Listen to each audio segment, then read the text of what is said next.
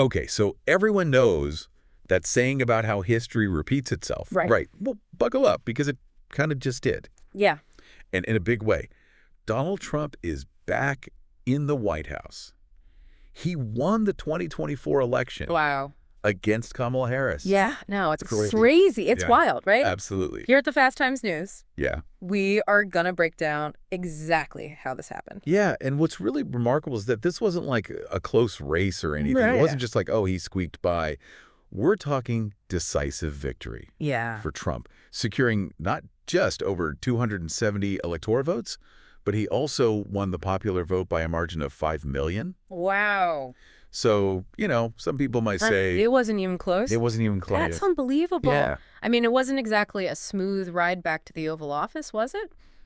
Didn't he face some pretty serious obstacles during this campaign? Oh, yeah, absolutely. You're talking about not one but two assassination attempts. And then you add to that the multiple indictments he was battling. Yeah. So to overcome all of that and still win this convincingly, it's really unprecedented. So, okay, let's back up for a second, because I know there would be some people out there who are just joining us and they're like, wait, what happened? So walk us through some of the key moments of this election. Sure, yeah. Things took a real dramatic turn back in July when President Biden unexpectedly dropped out of the race due to those health concerns. Yeah.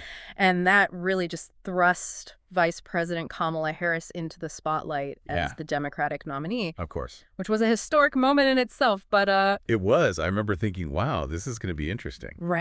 Yeah, and then things got even more complicated, right? Right, exactly. So shortly after becoming the nominee, Harris had to navigate those assassination attempts against Trump. Oh my gosh. Which really just shook up the race and put a huge focus on security. Absolutely. And then on top of all of that, you had the indictments, which really kept Trump embroiled in those legal battles throughout the campaign. So, I mean, how did Trump manage to pull this off? Yeah. Amidst all of this chaos, what were the main issues that resonated with voters? Well, the economy played a major role here. Of course. A lot of voters were struggling with that inflation and feeling really uncertain about their jobs. Yeah. And, Trump, he really hammered home that America First message, promising to bring back jobs and to restore that economic stability. And this strategy clearly resonated with a big portion of the electorate, especially in those key swing states like Wisconsin. So speaking of Wisconsin, why was it such a crucial state for Trump? Well, Wisconsin, along with a few other states, are considered swing states because their voters don't consistently lean toward one party or the other. So whoever wins these states often wins the election. Right. And Trump, he focused heavily on Wisconsin, holding those rallies, hammering home his economic message, and ultimately flipping the state in his favor. So it wasn't just about, winning over his base. Right. He needed to persuade those undecided voters in these key states. He did. Yeah. And he did that by tapping into this really deep sense of economic anxiety and frustration that I think a lot of people were feeling. Yeah. His message of change and this return to a better time, it resonated with a lot of voters that felt left behind by the current system. Yeah. So, and then there's that whole Electoral College thing. Right. I mean, for folks out there who might not be totally familiar with the American election system. Yeah. Can you give us the crash course on that? Yeah. So basically, in the U.S., we don't directly elect the president, right? Right. We have the system called the Electoral College, where each state gets a certain number of electors based on its population. And to win the presidency, a candidate needs to secure at least 270 of those electoral votes. Yep. And Trump managed to do that by winning a combination of those states with large numbers of electors and strategically flipping those key swing states like Wisconsin. It's a complicated system, but it's fascinating to see how it all played out in this election. Yeah. It wasn't just America watching, though, right? Right. What were the reactions like around the world to this whole thing? Well, the global response to Trump's victory has been, I'd say, a mixed bag. Okay. Ranging from kind of cautious optimism to, outright apprehension. For instance, Israeli Prime Minister Netanyahu, he immediately congratulated Trump. Oh, wow. Which suggests a potential continuation of their close relationship. Interesting. Ukrainian President Zelensky, on the other hand, offered a more reserved response, which I think reflects that uncertainty surrounding U.S. support for Ukraine in a second Trump term. So Netanyahu's thrilled. Zelensky's kind of playing it safe. What about other world leaders? What are we hearing from them? Well, even the Kremlin issued a statement expressing a willingness to work with the new administration Really? and hoping for a more constructive dialogue. Huh. That's interesting because during the campaign, I remember Trump saying that he could end the war in Ukraine within 24 hours. Right. So now that he's back in office, Right. is that a realistic goal or was that just campaign rhetoric? I mean, what do you think?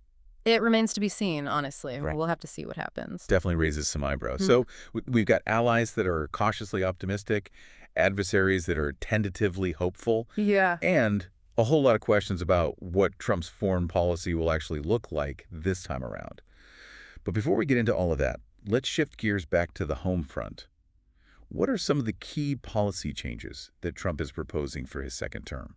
Well, one of his biggest focuses is on reshaping the economy. Okay. He's talked about implementing some sweeping tax cuts, particularly for those corporations. He also wants to take a really hard line on trade, potentially imposing new tariffs on goods from China and even some of our allies. So it sounds like he's picking up right where he left off with that America First agenda. Exactly. And then, of course, there's immigration. Right. He's been very vocal about cracking down on that illegal immigration with plans for mass deportations and stricter border control measures. And he's even hinted at major changes to legal immigration. Really? Potentially making it more difficult for people to even obtain visas and green cards. Wow. Yeah. Those are some pretty dramatic changes. Big changes. Especially for anyone that is directly affected by those policies. Absolutely. Let's not forget about the Supreme Court. Right. I mean, with the potential for new nominations during his term, Yeah. Trump could have a lasting impact on the judicial landscape for I don't know how many years. Yeah, that's a crucial point because the Supreme Court really has the power to shape American society for generations. Absolutely. And Trump has already appointed 3 conservative justices during his first term. So if he gets the opportunity to appoint more, it could have the profound impact on issues like abortion, gun control, and even climate change. So he's promising these, big changes across the board. Yeah. But we all remember what his first term was like. I mean, it wasn't exactly smooth sailing, was it? No, not at all. His presidency was really just marked by this constant controversy. From his tweets to his policies to even just his personal conduct. He faced intense scrutiny from the media, the public. Of course. And his administration was plagued by investigations and legal battles. It's like we're in uncharted territory here. Yeah. What does this comeback tell us about the state of American politics today? Well, I think it really just suggests this deep and growing divide within the country. Yeah. Trump's victory, I think, reflects a sense of frustration and disillusionment with the political establishment, a desire for, radical change and a willingness to embrace a leader who challenges those traditional norms and institutions. So this isn't just about Trump. Right. It's about a much larger shift happening within American society. Precisely. Yeah. His victory is a symptom of a deeper underlying discontent. A yearning for that return to a perceived greatness. Right. That many people feel has been lost. Yeah. It's a lot to process. I'm sure people listening right now are like, right. What does all this mean for me? Yeah. What does it mean for everyday life? And I think that's what we are going to be exploring further in this deep dive. We'll be analyzing the potential impact of Trump's policies on things like the economy, healthcare, even social issues. Right. We'll also be examining the global implications of his return to power and what it could mean for international relations and global stability. So stick with us because we are going to unpack all those really critical questions in just a moment. Yeah. Stay tuned. Definitely. We'll be right back. Okay. Welcome back to our deep dive into all the implications of Donald Trump's return to the White House. We've covered kind of how he won, the initial reactions and stuff. Right. But now we want to dig into what his second term could mean for you. Yeah. And, I think that when we were discussing his potential policies in that last segment, it really struck me that a lot of these could have a really direct impact on people's daily lives. Oh, absolutely. Yeah, take healthcare, for example. Yeah. Trump has repeatedly expressed his desire to, repeal and replace the Affordable Care Act, Obamacare. Right. If he actually succeeds in doing that, it could have major implications for millions of Americans who rely on it for health insurance. Yeah, and that's, I think, a huge concern. Absolutely. For a lot of people out there. Yeah. What about climate change? Right. I mean, it's a global issue, but Trump's stance on it could have serious consequences, I think, for the environment here in the U.S. and beyond. Yeah. What do you think? Trump has been really vocal, a critic, I guess, of climate change science. And during his first term, Right? he rolled back a lot of those environmental regulations. It's Yeah. pretty likely that he'll continue that trend. In his second term, potentially impacting everything from, air quality to conservation efforts. Yeah, it's a bit unsettling to think about, especially when so many experts are out there warning about this urgent need for climate action. Right. But let's switch gears for a moment and talk about some social and cultural issues. Trump's victory has really sparked a lot of debate about, just the direction of American society. Yeah, and it's undeniable, I think, that Trump's presidency has really just exacerbated social and political divisions in the country. His rhetoric and policies have, alienated certain groups while emboldening others. Right. This has led to, heightened tensions around a lot of issues like race, gender, immigration. We saw a lot of protests and social unrest during his first term. Absolutely. I mean, do you think we could see a resurgence of that kind of activity now that he's back? I mean, it's definitely possible. Yeah. Trump's victory has, I think, really energized both his supporters and his detractors. Of course. The potential, I think, for social unrest is really going to depend on how he governs and the policies that he prioritizes.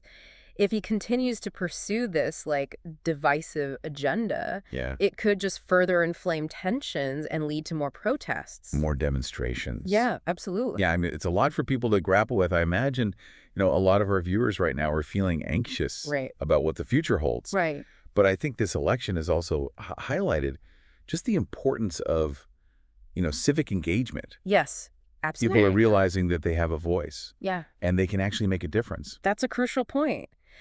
Democracy really thrives on that active participation. It's not just about voting every 4 years. It's about staying informed, engaging in these discussions, holding our leaders accountable. Yeah. And now, more than ever, it's important for people to get involved in their communities, advocate for the issues they care about, and make their voices heard. Absolutely. It feels like we're at this pivotal moment in American history. Yeah. The choices we make now, the Yeah. actions we take will have ripple effects for years to come. Absolutely. And this election has just really exposed these deep divisions and anxieties within our society. I think it's a wake-up call, a reminder that democracy is fragile, and it requires this constant vigilance and participation in order to thrive. We've talked a lot about the potential negative consequences of Trump's presidency. Yeah. Are there any potential positives or opportunities that we should be aware of? Yeah, and it's important to remember that, even in times of uncertainty and division, there are always these opportunities for progress.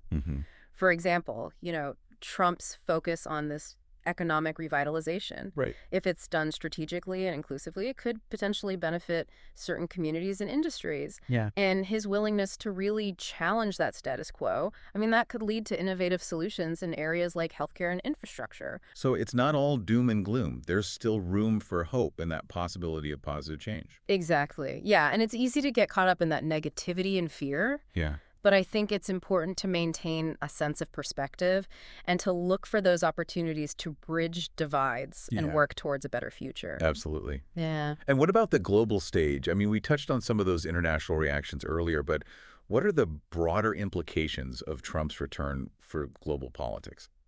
Well, Trump's America First approach, I think, has already disrupted that global order. Right. Straining relationships with allies, emboldening adversaries. Yeah. And his unpredictable nature, I think, and his disregard for a lot of those international norms, it's really created a sense of uncertainty and instability on that world stage. So could we see more conflict or more tension internationally? What do you think? I mean, it's a real possibility. Yeah. Trump's foreign policy is often driven by those personal relationships, transactional deals rather than a coherent strategy. Yeah. This can lead to these really sudden shifts in alliances and these unpredictable actions that could escalate existing conflicts or even create new ones. It seems like the world is holding its breath, just waiting to see what he's going to do next. Yeah. But let's bring it back to the here and now. What are some of the key things that people should be watching for in the coming weeks and months? Well, I'd say definitely keep an eye on his cabinet appointments. Yeah. The people that he chooses to surround himself with are going to give us a really strong indication of his priorities and his governing style. Also, I'd say pay close attention to his early executive orders and that legislative agenda. These actions are going to reveal how he actually plans to, like, translate his campaign promises into those concrete policies. It sounds like we're in for a wild ride. Yeah, it's definitely going to be interesting and potentially turbulent time. But, you know, remember, the future is not predetermined. The choices we make, the actions we take, they can shape that course of events. Yeah, and it's a powerful reminder that we all have a role to play in shaping our own destinies. And we'll be continuing this deep dive into the implications of Trump's return in just a moment. Yes. Join us as we explore those, I guess, larger questions about the state of American democracy and what this election means for the future of our nation and the world. Stay tuned. We'll be right back. Welcome back to the deep dive right here on the Fast Times News, where we've been kind of unpacking what a second Trump presidency could actually mean. And honestly, it is a lot to take in. It really is. Yeah, we've covered those potential policy shifts, the global reactions, even like the social mood here at home. But I feel like there's this like bigger question looming over all of this. Yeah, you're talking about the D word, right? Exactly, yeah. Democracy, can it handle another 4 years of Trump? Yeah, I mean, his first term really just tested our institutions and those norms in ways that, you know, we haven't seen before. Of course. And this time, he's coming in with this really clear mandate from a large portion of the electorate. It's almost like a paradox, isn't it? Yeah. He won fair and square, according to, you know, all the rules of our democracy. But at the same time, a lot of people are afraid of what he might actually do with that power once he has it. Yeah, and I think that's really the tension, you know, at the heart of this whole thing. Yeah. On the one hand, you could argue that his victory really demonstrates, like, the resilience of our system. You know, he lost in 2020. He accepted the results eventually. And then he campaigned again, you know, within that existing framework. Yeah, but then on the other hand, we saw those attempts to overturn the 2020 election, a lot of rhetoric about rigged systems, this general distrust of traditional media and government institutions. Yeah. How does that all fit into the picture? Right, and I think it suggests that while the mechanisms of democracy held, that underlying faith in those mechanisms has really eroded for a lot of the population, and I think Trump tapped into that. And his return really raises that question, you know. Can you have a functioning democracy when so many people actually doubt its legitimacy? It's a really sobering thought. It is. And it's not just about, you know, the voters themselves. Trump himself has shown, you know, a willingness to kind of bend or break the rules, bend or break those norms when it suits him. Exactly. Yeah. From his attacks on the press to his attempts to pressure officials to overturn those election results. His first term was really just marked by this disregard for those conventions that have underpinned, you know, American governance for so long. Right. So where does that leave us? I mean, are we headed for some kind of constitutional crisis? Or will this second term be more, I don't know, moderate? I mean, what do you think? Honestly, it's really impossible to say for sure. There are definitely factors that could push things in either direction. Yeah. I think the composition of Congress is going to be crucial. Yeah. You know, if it's divided, it might restrain some of his more radical impulses. Right. And we can't forget about the courts. Yeah. I mean, his Supreme Court picks are already having this major impact. Absolutely. And any future nominations, I mean, they're just going to solidify his legacy for who knows how many years to come. And the courts are like a vital check on that executive power. Of course. So I think their rulings on any challenges to Trump's policies are going to be really significant. And this is where, like, those norms we talked about, they really come into play, you know? Will the courts adhere to precedent, or will they kind of be swayed by that political pressure?